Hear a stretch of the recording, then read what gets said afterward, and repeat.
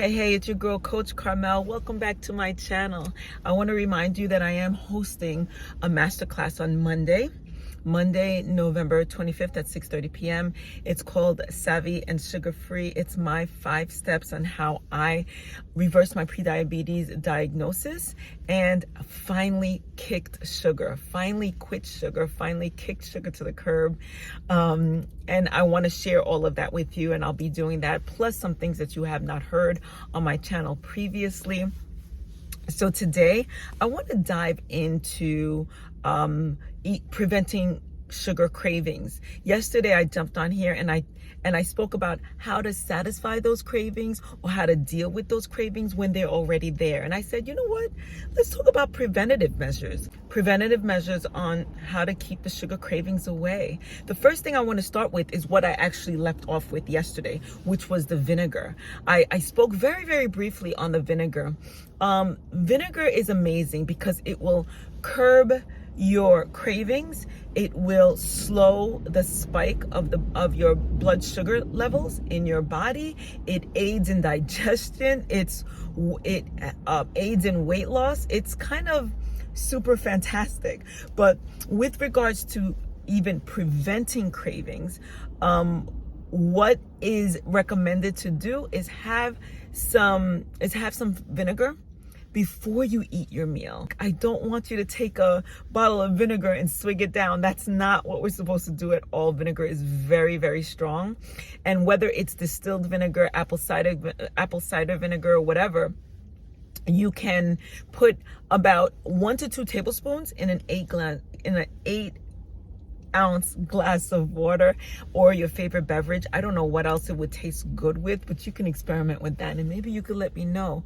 But you can take that down about 10 to 20 minutes before you consume your meal, and that will really lessen the cravings. I know, because I'm a result of it. Like, part of my success is a result of having used that method. So you let me know if it works for you. Maybe it doesn't. Every body is different. But that's one way we can approach it. With regard to using vinegar as maybe a dressing, right? You could use it as part of your dressing or as a dressing on your salads. In whatever food, you could sprinkle it on and use it in that way. And that's just as good. So that's the first one that I wanted to suggest to you. The second tip that I want to suggest to you as a preventative measure is sleep, getting enough sleep. What is that? What does one thing have to do with another, Carmelle? Have you ever woken up really tired and you haven't had enough rest?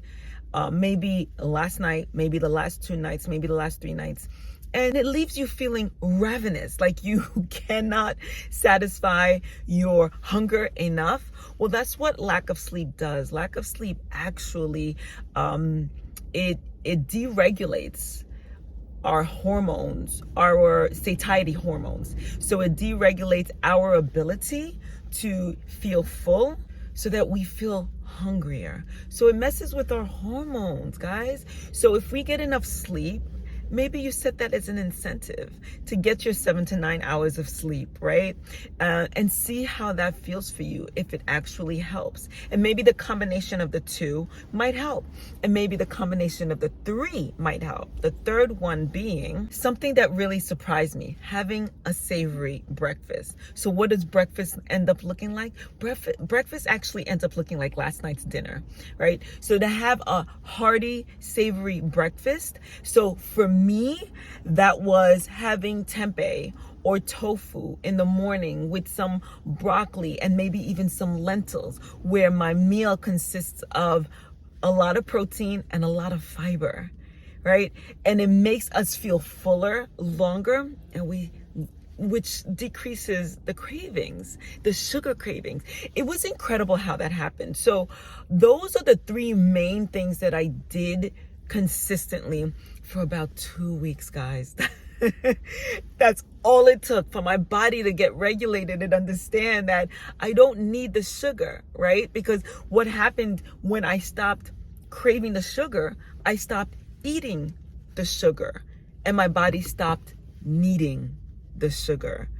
it was super crazy how it happened. I did it on blind faith, trusting the process, and the process worked for me. Are there other ways? Of course, like a few of the ways that I mentioned yesterday. If you do end up having some sweets, make sure that you have it with protein and fat, right?